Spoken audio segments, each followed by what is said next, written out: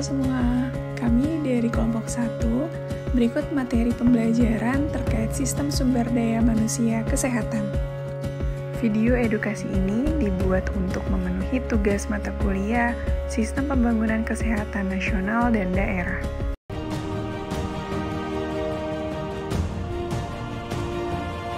Transformasi Kesehatan Indonesia, Kemenkes hebat, Indonesia sehat. Kita adalah peringkat keempat negara dengan vaccination rate tertinggi di dunia. Kasus COVID menurun dan ini saatnya kita fokus pada pembangunan kesehatan negara. Kemenkes telah mengidentifikasikan 6 pilar transformasi kesehatan SDM kesehatan. Kita memiliki target untuk meningkatkan jumlah lulusan dokter di Indonesia untuk mencapai standar WHO, 1 dokter per 1.000 populasi selama 10 tahun ke depan. Bersama, kita dapat membangun Indonesia yang lebih kuat dan sehat. Kira-kira apa sih subsistem sumber daya manusia kesehatan itu? Subsistem sumber daya manusia kesehatan terkait pada pengelolaan dalam upaya pengembangan dan pemberdayaan sumber daya manusia kesehatan yang meliputi terkait upaya perencanaan, pengadaan, pendayagunaan, serta pembinaan, dan dalam pengawasan mutu sumber daya manusia kesehatan untuk mendukung penyelenggaraan pembangunan kesehatan guna mencapai derajat kesehatan masyarakat yang setinggi-tingginya. Selanjutnya, siapa saja sih sumber daya manusia kesehatan itu? Sumber daya manusia kesehatan bisa dikategorikan ke dalam 3 kelompok utama. Yang pertama, terdapat tenaga medis seperti dokter umum, dokter spesialis, dokter gigi, serta dokter hewan. Yang kedua, tenaga kesehatan, yaitu terdiri dari perawat, bidan, apoteker, ahli gizi, kemudian fisioterapis, dan psikologis klinis. Yang ketiga, tenaga penunjang kesehatan, yaitu terdiri dari tenaga administrasi, kemudian rekam medis dan informasi kesehatan, tenaga teknik elektromedik, tenaga pengelola keuangan, serta petugas kesehatan lingkungan.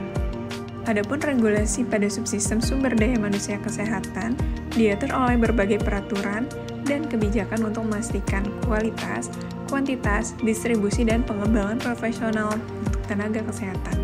Yang pertama, terdapat Permenkes nomor 33 tahun 2015 fokus pada perencanaan kebutuhan sumber daya manusia kesehatan untuk memastikan distribusi yang efektif dan efisien.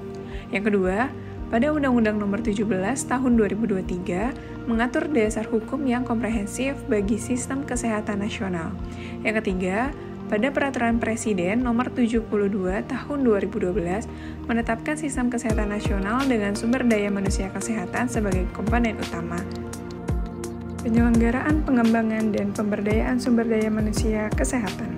Perencanaan sumber daya manusia kesehatan melakukan analisis kebutuhan terkait data dan informasi, serta melakukan proyeksi kebutuhan dasar. Pengadaan sumber daya manusia kesehatan.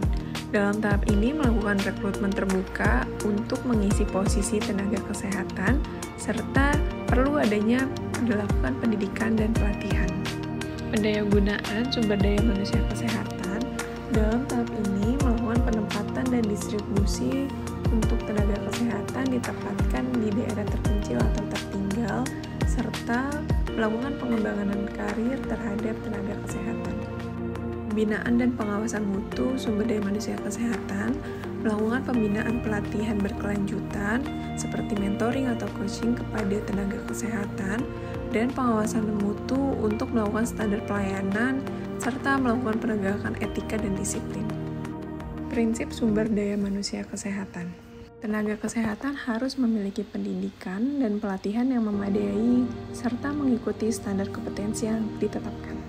Untuk memastikan semua komunitas, termasuk daerah terpencil dan kurang terlayani, perlu memiliki akses yang sama terhadap pelayanan kesehatan.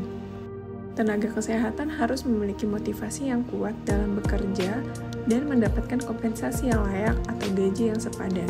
Mampu memimpin atau mengarahkan tenaga kesehatan agar mencapai tujuan bersama. Berikut referensi yang kami gunakan. Burung irian, burung cendrawasih. Cukup sekian dan terima kasih.